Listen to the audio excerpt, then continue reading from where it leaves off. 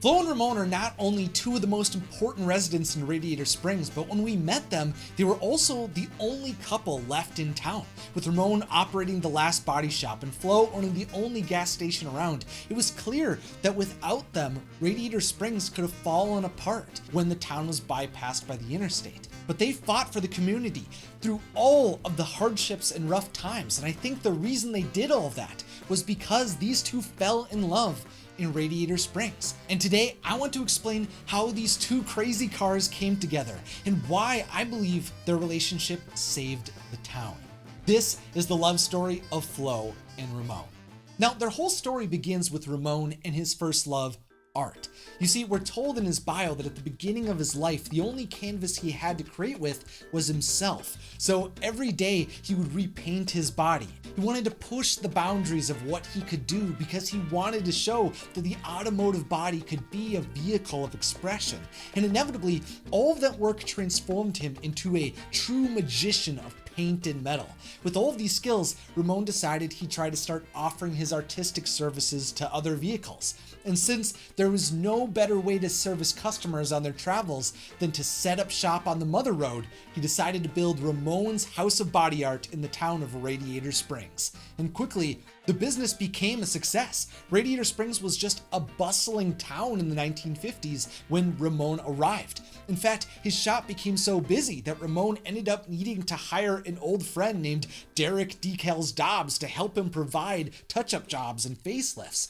But the truth is that Decals didn't just paint cars, he also painted murals. And according to the Cars DVD bonus features, in his spare time, Decals even did a few murals around town, including the one that declared Radiator Springs to be a happy place.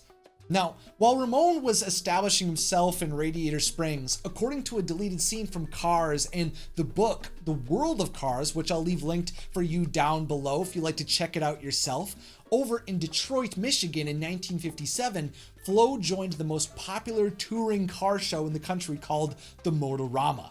They were a group that traveled from state to state displaying the newest and most advanced concept cars ever built. It was the hottest event everywhere they went, and Flo was one of the beloved Motorama girls. She was talented, famous, glamorous, and pampered at all times. Everywhere she went, she was recognized and she was on posters, and she even developed her own fan club. But there was a downside to her exciting life. Unfortunately, Flo was also isolated. She was never allowed to go have fun with the girls or explore the cities they visited because her chaperone, Miss Victoria, ensured her girls remained in pristine condition at all times. They couldn't have a nick or a scratch on their bodies, which meant that Flo was relegated to living in the back of a nice transport truck named Mitch and inside the carvention centers they went to for their shows. But one day, while traveling west, Miss Victoria blew out her transmission trying to keep the girls in line, which forced them to stop in the tiny town of Radiator Springs. While Doc Hudson repaired Miss Victoria and kept her overnight for observation, the Motorama girls were free for the first time in forever, and they took full advantage of the freedom. Now, I have to say it's kind of weird that Doc Hudson was already working in town before it was bypassed, since there was actually another doctor who ran the clinic in town when that event took place. But maybe Doc was just working under the owner of the Ornament Valley Mechanical Clinic. As a car who didn't want to be noticed, it makes sense he probably wouldn't want to roam around when there were so many visitors in town.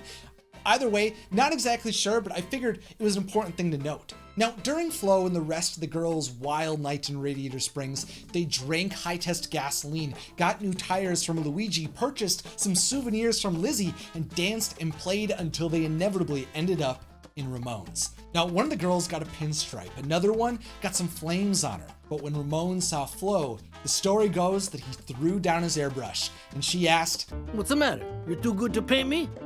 I said, "No, baby. You're too good for me to paint. I can't touch a classic." From that moment on, Flo and Ramon were inseparable. That night, they cruised up and down Main Street together, and they even caught the sunrise over Willie's Butte that morning. Now, at first, it seemed like their magical time together was only going to last one night.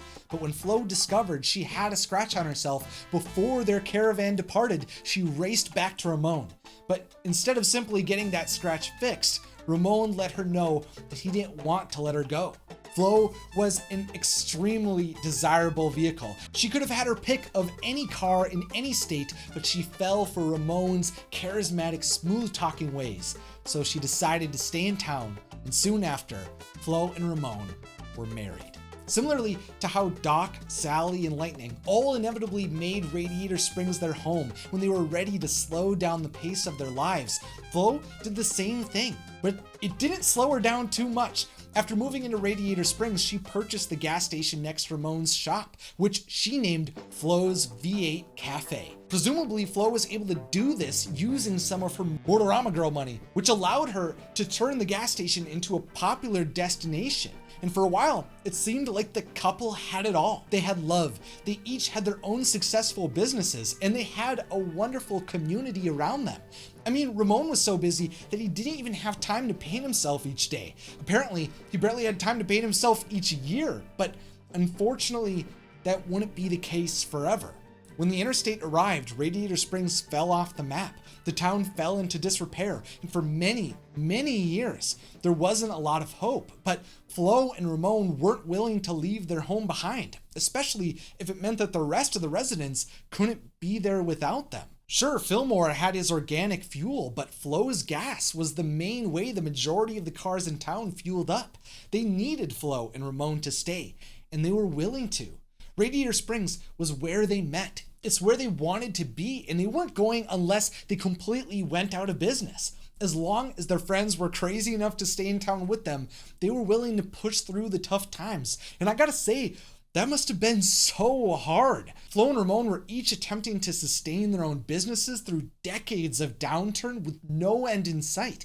I know for myself, just having a year or two of this YouTube channel earning less and having views go down overall can be extremely stressful and emotionally taxing. So operating on faith for so long is insane. There's just so much out of all of our control, and I'm sure for a long time it didn't seem like Radiator Springs was the best bet for them, but they got through it because they had each other and their friends, and eventually it all paid off. When Lightning McQueen arrived in Radiator Springs, he fell in love with Sally, the residents, and the town, just like Flo had all of those decades before when she came and met Ramon.